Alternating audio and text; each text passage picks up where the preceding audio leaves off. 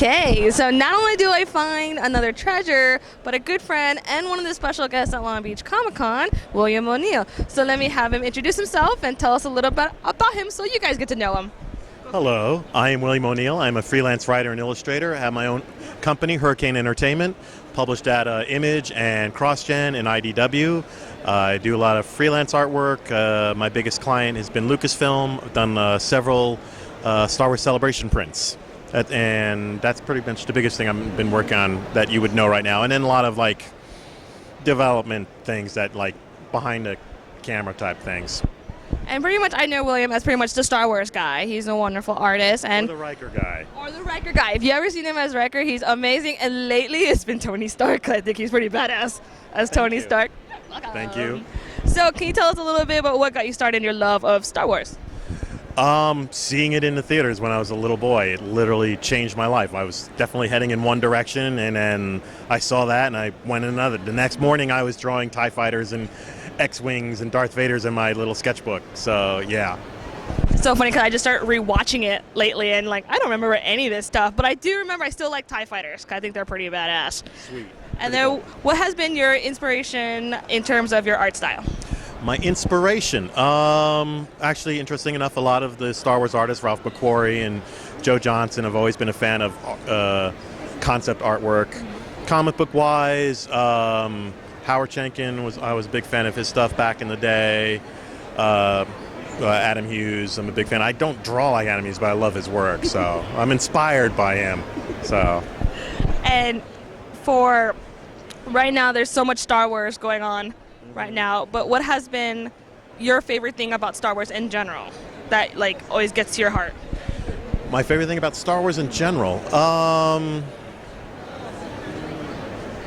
the fans, I guess. You know, it's a very friendly community, and it's been interesting watching the glass ceiling of nerddom when it comes, especially comes with Star Wars. It's interesting seeing people younger than me who, when I was that age, wouldn't be into Star Wars but are, like say like the jocks or something like that. I'll see like, you know, like jock-like kids. I saw somebody wearing a baseball cap that was like a local sports team mixed with Star Wars. And when I was a kid, those two things never mixed together. So I thought that was very interesting about how Star Wars has just become this overwhelming pop culture thing that it's seeped into all facets of life. The boundaries are getting blurred, and that's like really awesome about that one. Yeah. And then, can you tell us what your future projects are? I'm developing a couple of projects for film and television, which I can't talk about here. You know. Oh, by the way, there's a little trick for you. If you ever want to sound important, just say, "Oh, I'm working on some stuff, but I can't talk about it." It's amazing how many conversations I've had where that's literally the whole conversation. What are you working on? I can't really talk about it. So, unemployed, eh? Well, I really can't talk about it. But in your case, you really are working on some important stuff. Yes, I am. Yeah, I'm developing. Because I can believe you on that one. Yeah, I'm actually developing a couple of comic book properties, and which also one of them is going to be a slash sitcom pilot, bizarrely enough, with a sci-fi twist to it. So.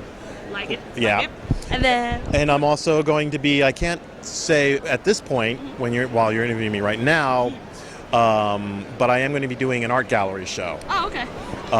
Specifically, can I show you the artwork? Go for it. This was one of my...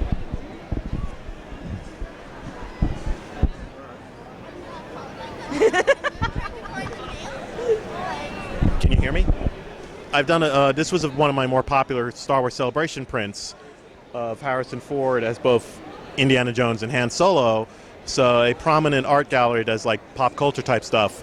They want me to do a series of different actors and actresses who are famous for more than one character. Like the example I use is Sigourney Weaver. So like half of it will be her in Aliens, the other half will be her in Ghostbusters. So I'm doing a series of somewhere between 12 to 20 pieces for that art gallery thing. And again, I can't say exactly where it is yet because again, I got paperwork and stuff to do. So it's not official. How can people find out? What is your following? Social media, good stuff. Well, I'm on Facebook under William O'Neill, and I also have my own website, William O'Neill, Gentleman Nerd. So you can look me up there. And when it's announced, which hopefully will be in the next month or so, announcement, I will be plastering the internet. I will be annoying the internet. Everyone will know. Yeah, annoying. Yeah. He's good. Yes. And then, what is the one thing you would love people to know most about you? um, Other than liking seafood. that's an inside joke.